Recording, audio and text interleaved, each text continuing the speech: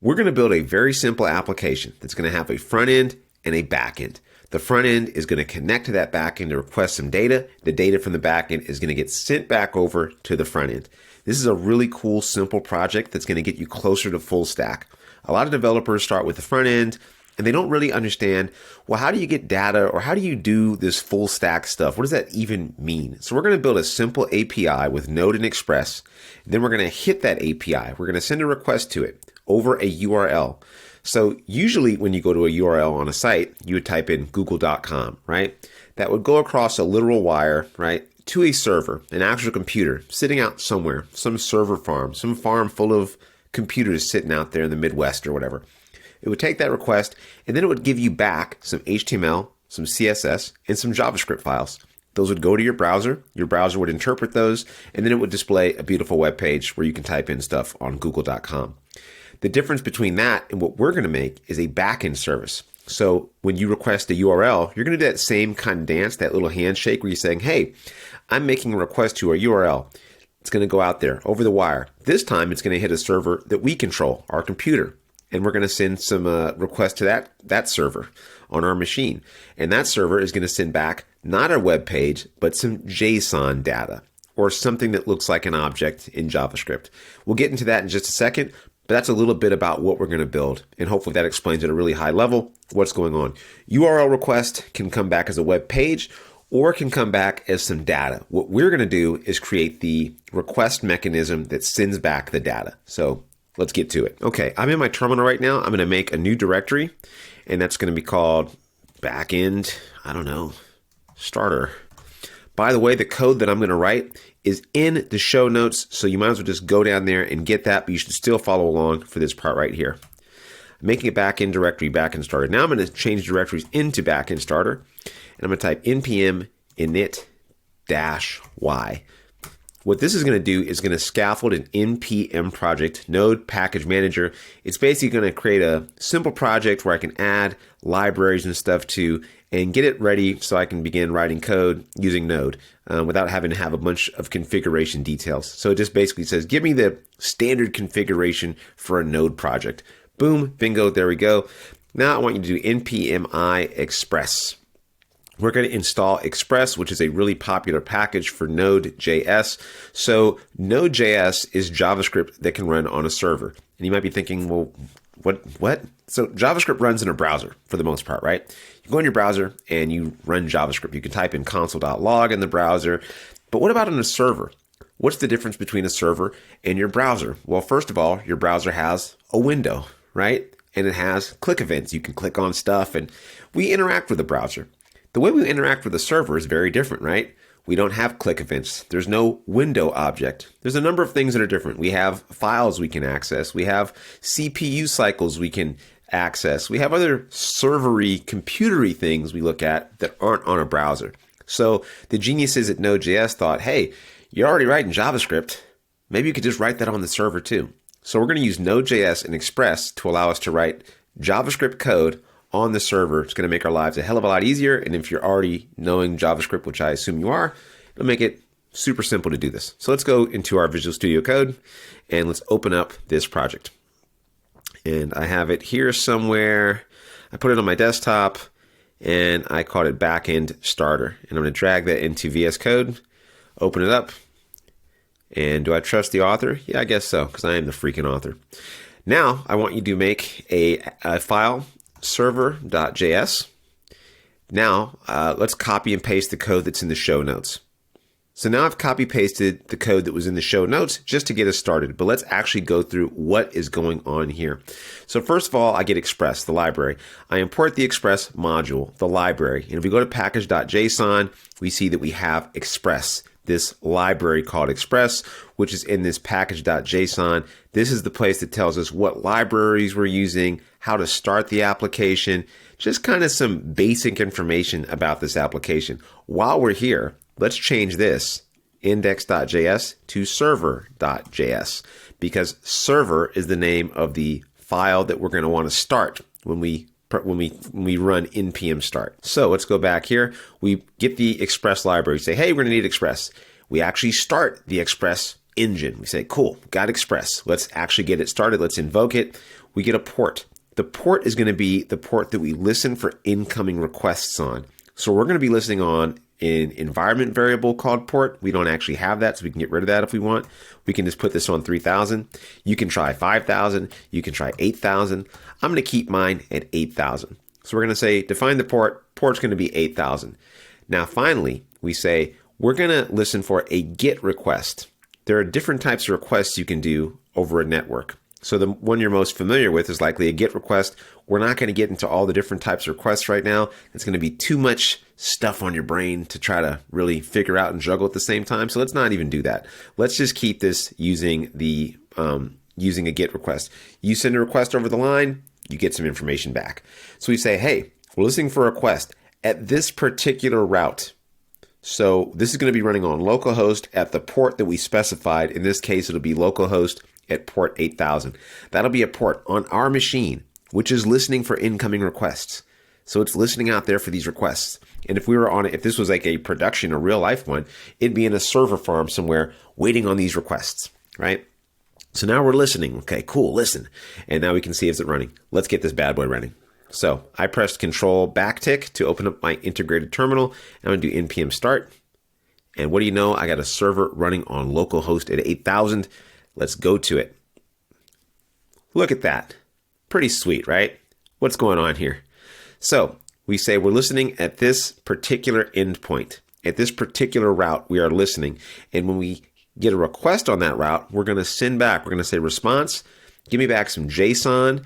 That JSON is going to have a message that says, welcome to my Express server. It's going to have some data, and the key is going to be a value. Sure, whatever, right? Completely useless junk.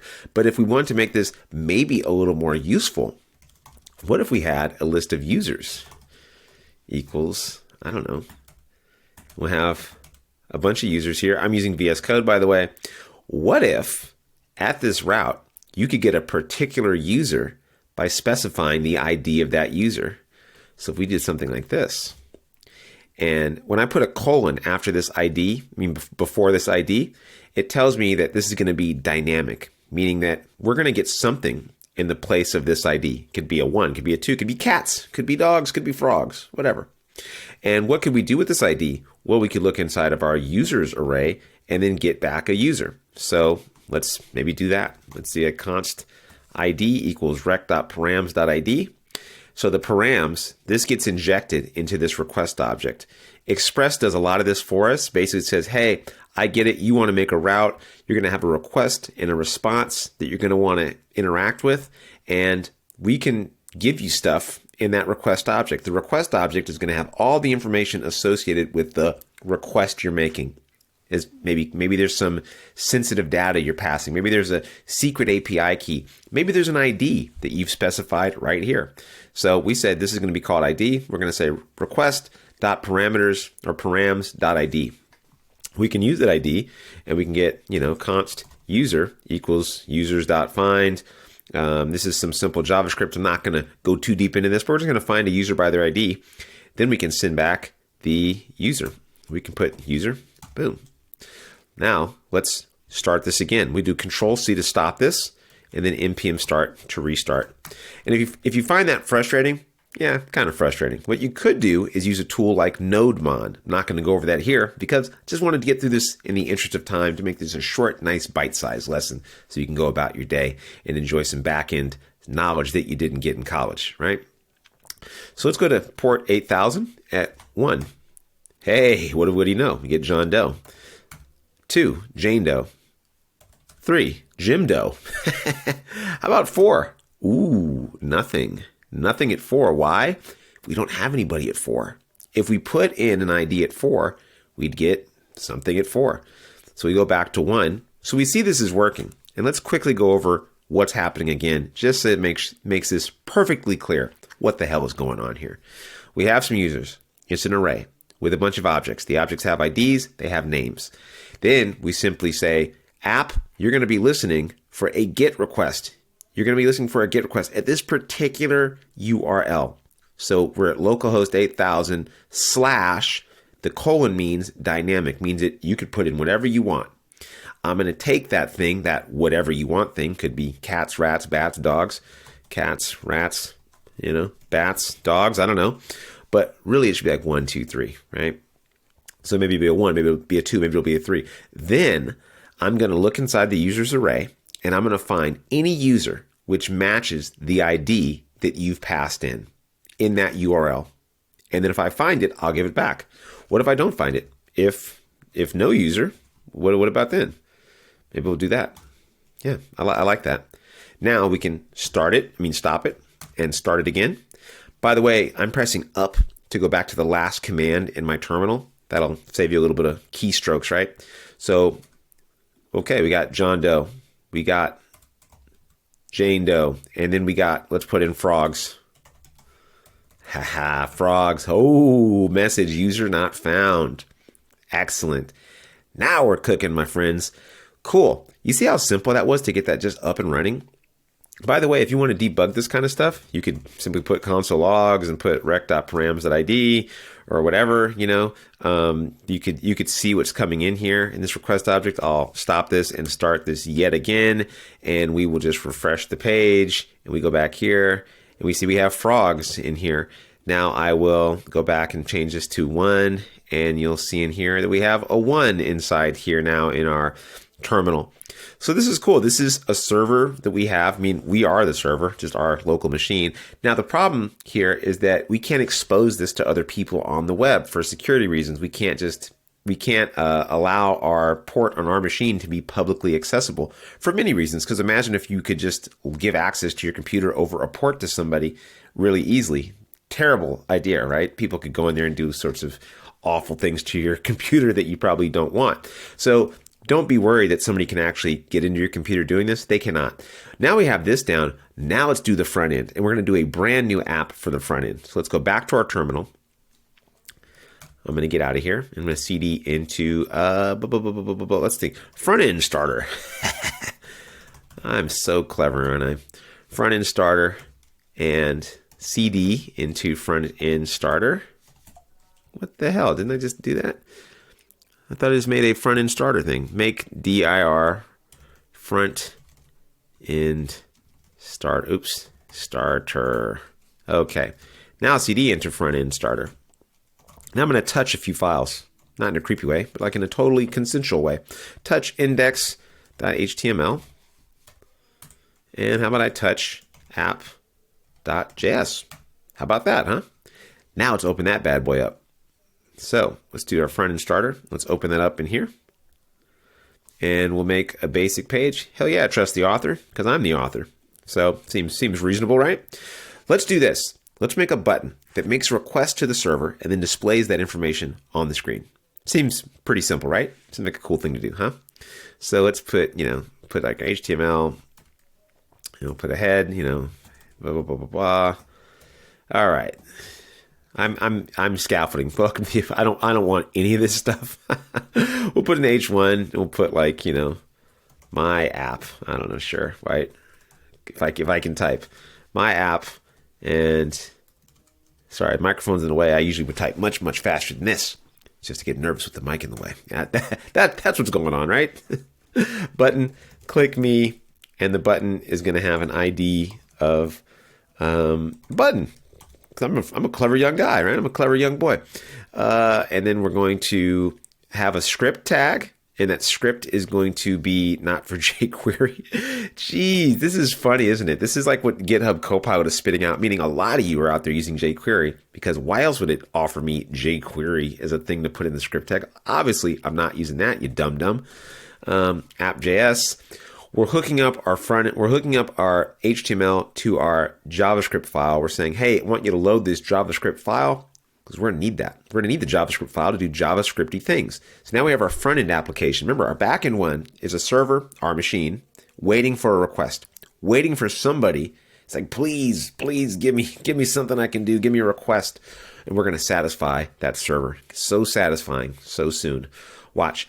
We're going to put a button and we're going to put an output here, and let's split the screen. Let's open up app.js. By the way, if you see me flying around here, I'm I'm just using some keyboard shortcuts. This is a thing that you probably should learn as well. I'll have a video on that as well too. Let me know if I should do a video on that. If you like that, drop a comment. Let me know. Like, do you want a quick video on VS Code shortcuts? Because a lot of you could use it. I bet.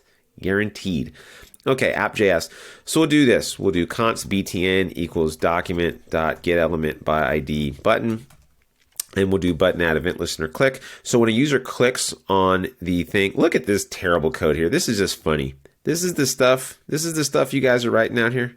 This is embarrassing. Who the hell would write this? Losers.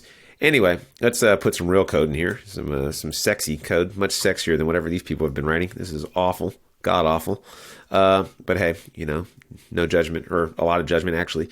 Let's do this. We're going to fetch, not Chuck Norris, 3000. Remember, we're at port, what port are we at? As a reminder, we're at port 8000. And we're going to do port 8000 and fetch dot then. So fetch returns a promise. That promise returns some JSON. And then the data we get back, we're going to console log the data. That's not great code, but it's still a lot sexier than the other junk we saw. And that was disgusting stuff. So I like to do this. I like to just see what happens if we click the button. Do we actually get a response? Now remember, we're expecting something here like cats, rats, frats, dogs. Let's just hard code this to 1. And something you can do on your own to take this project a step further and really make it your own, which I'm not going to show you, is how do you request a different user? How could you make it so that you can request 1 or 2 or whatever? Could you have a drop down? Could you have an input box? Think about that. That'll make this project not only your own, but you'll learn a lot more from doing that. So let's take a look at what happens. This is, by the way, is what I consider boilerplate code. We have a fetch request, which goes out, makes a request at the URL that we specified. Remember, we're the ones that specified that this is, in fact, the place where we should be expecting requests. We gave it 1 in this dynamic part of the URL because 1 is going to specify the ID of the user that we're going to want to get. Let's see if this thing works. I'm going to go in here, front end starter, and I'm going to open this up in here. And then I'm going to open up the DevTools. Geez, having it in light mode is like killing my, I'm just a stereotypical developer here. Click. Okay. Didn't fail. Null origin has been blocked. A CORS error, which is exactly what I was hoping to see, honestly. CORS error means that, hey, you're trying to connect to a domain that is not the same one as the one you're currently on, right? So you're trying to connect to something at localhost 8001, but you're at a file here. You don't share the same domain. It's like if I was on dogs.com trying to request an API on cats.com. It'd say, wait, dogs.com is different than cats.com. There's a cross-origin resource sharing issue here. You can't do that. If you were on dogs.com and the API was on dogs.com, I'd have no freaking problem with that. But you're not. You can't just do that unless you make it so. So let's go back to our server and let's make sure we have some CORS stuff going on here. And let's kill this off. Let's npm I CORS. So I could be bumbling around looking for how to do this, or we could just ask ChatGPT. So let's just freaking do that. So how can I whitelist all domains in my Express application? Come on, give me some sweet, sweet knowledge, ChatGPT. Let us know. Look at that. Okay, perfect. That's all I needed to know. So we already have CORS installed. Now we're just going to do app.use CORS, and we're just going to let all domains just have at it, just go straight, get right to it. Cool. So let's just do that. So we're going to app express, and then we're going to say app.use CORS. Boom. We're going to kill the server, and then we're going to start the server. Now let's go back to our front end here. Click me, and what do you know? We got a 200 response now. Cool. We get the response. We look at the preview of the response, and we see we get a user object, and the user has John Doe inside of it with an ID of 1. Now we want to display that data on the screen. So let's do that last piece of it, and then we're kind of done for what we need to do right now. We'll look at how you could take this a few steps further as well. So instead of just console logging the data, let's actually append it to the screen. So let's do const output equals document get element by ID output, which we've identified right here. And then we're going to do this. What are the pieces we want to show on the screen? Maybe just the username. And how would we get that? By looking at the user.name. The user is an object and the name is a property on that object. Let's go in here and get that cracking. So we're going to do output dot inner HTML equals, and I'll just do this. I don't know, h1 data dot name. Yeah, that seems cool. I don't know, why not?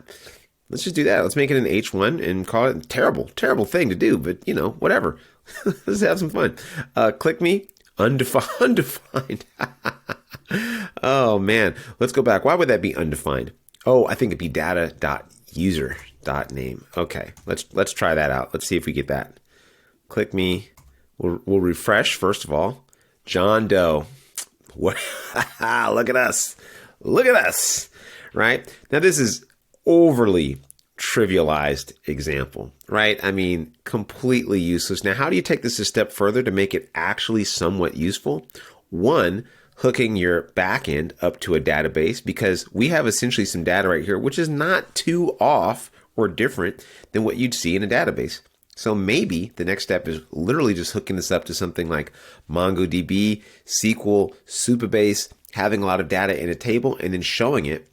Or maybe you just expand the data you have to make it more interesting and have a bunch of like flat data, like a flat data file. You could put a CSV file in here and then dig through that. Maybe you have like something at your work you're using, like an Excel spreadsheet, and you want to just add that in here as a flat static file and then use some code to dig through that file to find stuff. That'd be cool too. And then it's really about how do you display that information on the front end.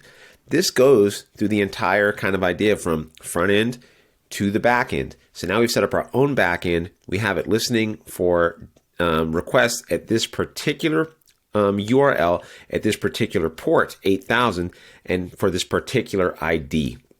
If we change this to 2, we'll see it go. So that is how you can extend this project, make it your own, and actually do something kind of cool. So we have John Doe, Jane Doe. Yeah, make it your own, play around with it, see you can get. And check out the show notes. And if you want to go a little bit further, there's a more advanced Express Node project than the one we set up here. This is not how I would set up like a production level Node Express app, but it is a really good way to just get started, dig through, see if you can figure it out, change some stuff up, break some stuff up, make it yours. Hope that was helpful. See you around.